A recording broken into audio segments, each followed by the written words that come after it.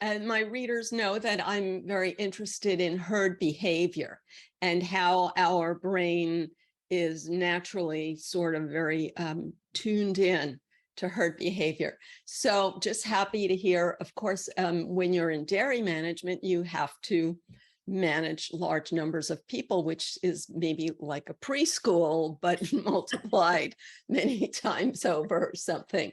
So tell us your life experience with crowd management and herd management. So first of all, I'm a believer that animals are absolutely the best therapists in the world.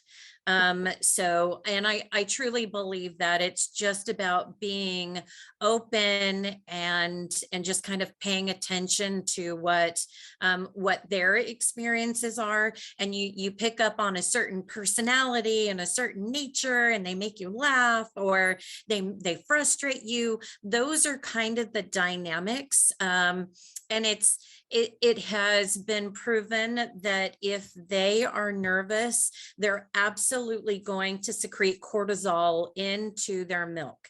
And it's the same for a meat animal. And they absolutely need to be treated with respect and fed well, so that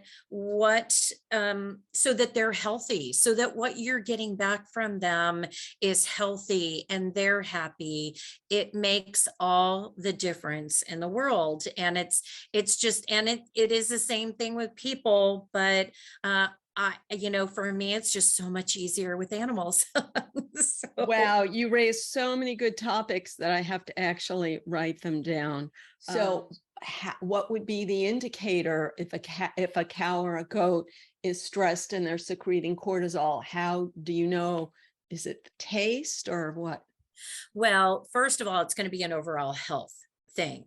It's going to be not only her health, but her amount of production. If she's not producing as much as she has in the past, or if she's just anxious all the time, and you can see it in their mannerisms. Excuse me, what would be the mannerisms? So the mannerisms for an animal is they're making a lot of noise and they're not going with the flow. And there's going to be a leader in every batch. That's just the way it is. And that's for humans. That's just the way it is. And so you'll have people that are people and animals that need to be at the front of the line. And it is, for the girls, it's a survival of the fittest kind of thing. They're the most aggressive animal is going to be the first to be fed and the first to be milked and the first to go to the field, but she has to fight for that prestige to keep in that standing. And so you see a difference if let's say she's a leader. If she's not keeping in that position, that means she doesn't feel good, or she's not, eating properly. It's where her click is. I compare them to high school girls. So it's where is her click? If she's not with her click, there's something going on with her.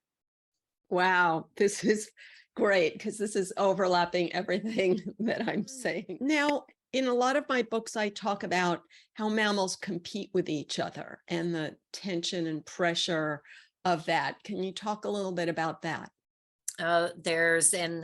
It's the leader. Right now, the leader is 96 for the cows, and she's very aggressive in that. And I kind of go back to that whole survival. They have that survival instinct. And so I can go through and be feeding all of them, and she's going to push around the small ones. And the grass is always greener on the other side. So if they see a bunch of girls eating in one area, well, 96 will come over and bump them out of the way just to kind of see what they're eating and what they have. And so, but she's a leader. And that's just it. It's just a natural survival instinct for them. Wow. And even though they have unlimited food, really, so it's not Always. Always. Yeah, yeah, it's So, amazing. Yeah, this is what it is. I'm always talking to people about. This is inside us, and throwing unlimited hay at people is not going to change it. Um, and what about the same topic in goats in terms of competing for this or that? absolutely, same exact concept. You know, the only difference is with the goats, there's more drama. It's just, that's why I've always compared them to high school girls. You've got two goats that are fighting over something, whatever it is, food, placement, standing in herd. And then the next thing you know, you've got two more goats that have joined the little argument or tiff. And then the next thing you know, you've got 6 or 8 goats and they're all rearing up on their back feet, hitting each other in the heads. And it's got to be for placement, but it's just the silliest thing. And it's just drama, high school drama all over again. That's hilarious.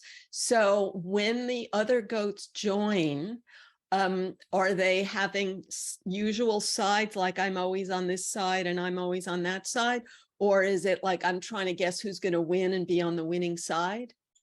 You know what, it's one of those things there. I just don't think they really know. I think at the end of the day, it's all about survival, and it's not that they're picking a team, and they do have their cliques, absolutely, their groups that they stick to, but I think that it's just that constant, well, they're all rearing up, so I'm going to rear up too and show my dominance as well. And so it's just those that have just enough of that hormone that they're, you know, that, or that assertiveness that they're going to share with everybody else. And again, it's about establishing that placement wherever it is in the herd.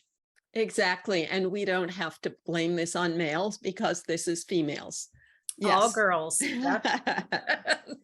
Now, one interesting thing about this that I've heard about, goats like to be like people, when you say placement, you know, people like to be high up, they imagine some abstract social hierarchy, but goats also like to be physically higher. That's how they evolved to be able to scan for predators by being in a physically higher spot.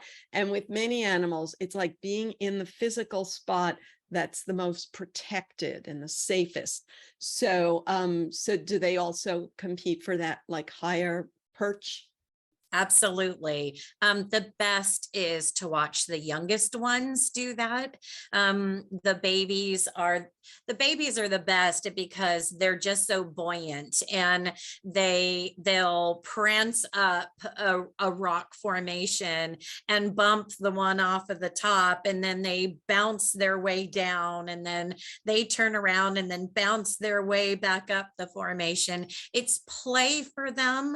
And it's sweet and it's fun to watch when they're younger. When they're older, it's a little more aggressive because they really are pushing much harder, and they're they're, you know, they're practicing when they're younger, but they are absolutely fighting for that, and they get rather aggressive about it. You are a walking textbook on evolutionary biology because, I always get frustrated with these books because they always say it's just play, but it's play that mimics a behavior that they will do throughout life. They're just doing it with more limited muscular strength, as you say, but the core impulse is the same. I hate to say, can I say this? It's, I saw little baby monkeys do it, and monkeys do it by mounting other monkeys in a position that we would perceive as sexual, let's say. And that's, rather than pushing someone off the top of the hill, that's the way they compete and play for dominance. Yeah. But isn't that with the males? Like I see what you're talking about. I see that with the males more often. In this case, it was a big group of monkeys, so I couldn't tell what their Okay. gender was. So yeah, Okay. it could be. It could, yeah. With 'Cause females, though, you know what they do to each other in the monkey world?